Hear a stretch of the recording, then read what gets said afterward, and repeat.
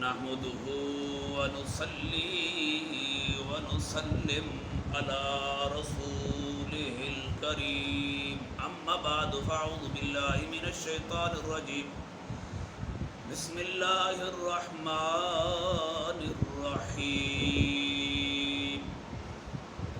شهر رمضان الذي أنزل فيه القرآن صدق الله العظيم وصدق رسوله النبي الأمي الكريم۔ میرے بھائی دوستو، ہم یہ قرآن کی آیت پڑھی ہے کیونکہ ہمارا جو موضوع ہے اسی پہ چل رہا ہے۔ تقریباً یکم رمضان سے لے کر آج 12واں روزہ ہے۔ تو کل ہم نے جو بات کی تھی آپ کے سامنے، کیونکہ وہ بات فتاب علیکم وعفا عنکم، کیونکہ اللہ ان کو معاف کر چکے، خدا نے ان کی توبہ قبول کر لیا ہے، اللہ ان کی طرف اپنی رحمت کی متوجہ کر چکے، یہاں تک بات چھوڑی ہوگی۔ تو جن لوگوں نے بات سنی ہوگی ان کو سمجھ ہوگی کہ آج آگے سے بات شروع ہو رہی ہے۔ تو جو نئے ساتھی چینل پہ آ رہا ہے وہ اس چینل کو سبسکرائب اور شیئر کریں۔ تو آج کا آغاز بات کا شروع کرتے ہیں۔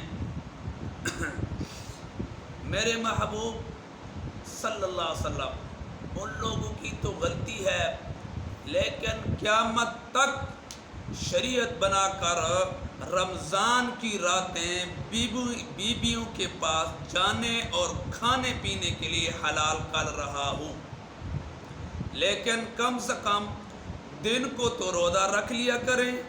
صحابہ کا عمل اللہ کے ہاں اتنا مقبول ہے، حضور صلی اللہ علیہ وسلم فرمایا یہودیوں، عیسائیوں اور مسلمانوں میں فرق یہ ہے کہ وہ سحری کا کھانا نہیں کھاتے اور تم صبح سحری کا کھانا کھایا کرو، اور اس کھانے کو برکت کا کھانا سمجھ کر کھایا کرو۔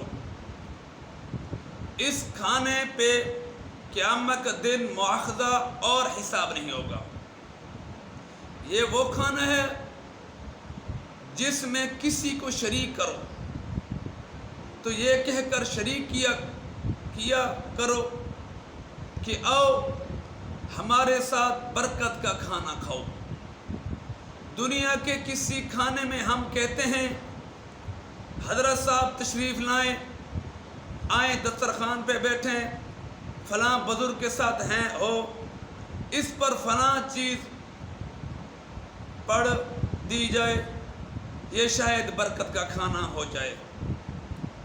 پیغمبر صلی اللہ علیہ وسلم کی شریعت کا فیصلہ ہے کہ جب رمضان کا مہینہ آئے تو کسی حضرت کو بٹھانے کی ضرورت نہیں، گناہ گار کو ساتھ بٹھا کر کھلا دیا کرو، تو وہ بھی برکت کا کھانا ہوگا۔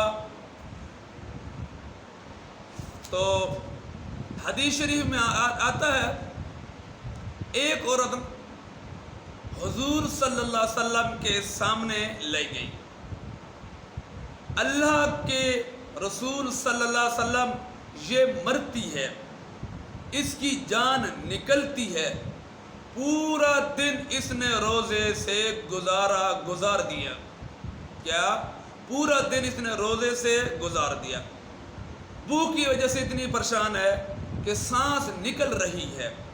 حضور صلی اللہ علیہ وسلم نے فرمایا اس عورت کو کہو کہ منہ میں انگلی ڈال کر کہہ کرے، تو اس نے منہ میں انگلی ڈال کر کہہ کی تو منہ سے گوشت کا لوتھڑا نکلے۔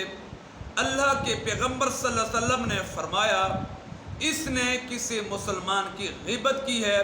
کسی مسلمان کی غیبت کرنا اپنے مرے ہوئے بھائی کا گوشت کھانا ہے، یہ وہی گوشت ہے جو اس کے منہ میں تھا جس کی وجہ سے اس کو تکلیف ہو رہی تھی۔ ہم کتنے مسلمان بیٹھ کر گلہ، ہم کتنے مسلمانوں کا بیٹھ کر گلہ اور غیبت کرتے ہیں۔ زبان کو قابو میں رکھنا چاہیے۔ اس سلسلے میں ایک بات یہ بھی ضروری ہے، صبح سحری کھایا کرو گے تو زبان قابو میں رہے گی، نہیں کھاؤ گے تو طبیعت میں سختی آ جائے گی.